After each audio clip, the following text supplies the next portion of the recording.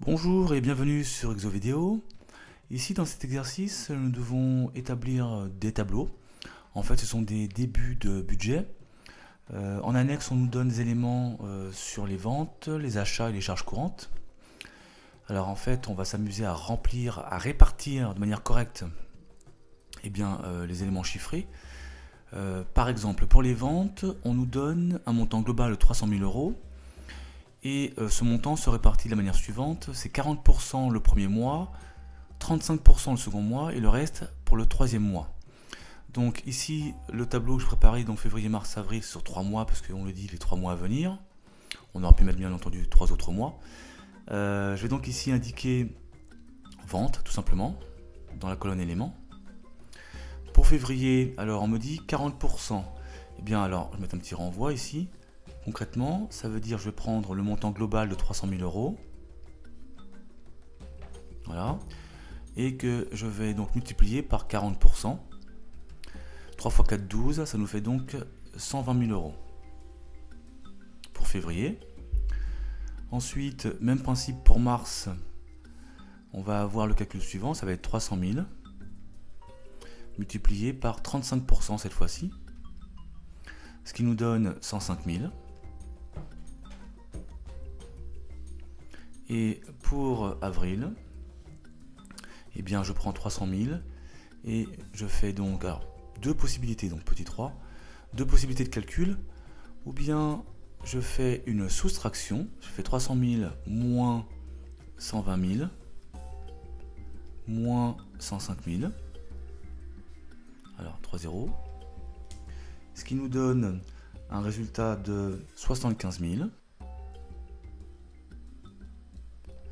Ou alors autre calcul ça va être donc 300 000 multiplié par ce qui manque pour arriver à 100% avec 40 et 35%. Donc 4 et 3, 7, ça fait 75%, donc il manque 25%. Voilà, pour atteindre 100% et pour faire l'autre calcul qui donne bien sûr le même résultat. Voilà pour le budget des encaissements. Alors selon ce même principe, on va maintenant faire le budget des décaissements, un extrait en tous les cas. Ici, nous avons des achats, donc on va indiquer achats. Alors, qu'est-ce qu'on nous dit par rapport aux achats? On me dit 30% des achats sont réglés au comptant. Ça veut dire que si l'entreprise achète en février, elle décaisse en février. Voilà ce que ça veut dire. Donc, on met un petit renvoi, le petit 1.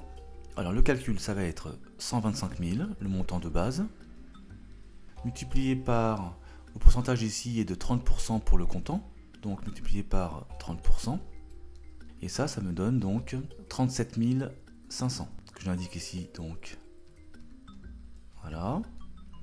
Au mois de mars, alors deux possibilités de calcul, puisque au mois de mars, on me dit, alors le reste, le mois suivant, donc 125 000 moins 37 500, ce qui me donne donc 87 500, petit 2, ou alors 125 000, et le complément à 100 par rapport à 30%, c'est 70, et au mois d'avril, eh bien, je n'ai rien puisque j'ai tout décaissé. Tous les achats ont été réglés. Voilà pour les achats.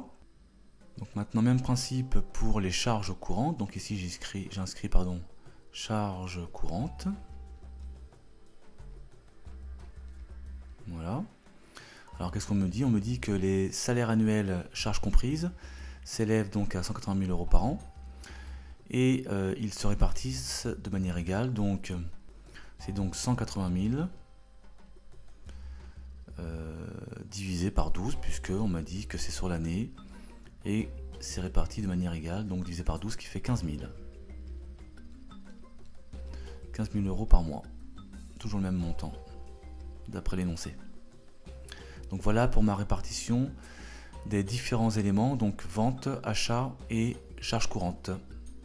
Surtout n'hésitez pas à laisser un commentaire ou une question en dessous de la vidéo, ou alors sur notre page Facebook ou sur notre compte Twitter. Cette vidéo est maintenant terminée, merci de l'avoir suivie, à très bientôt.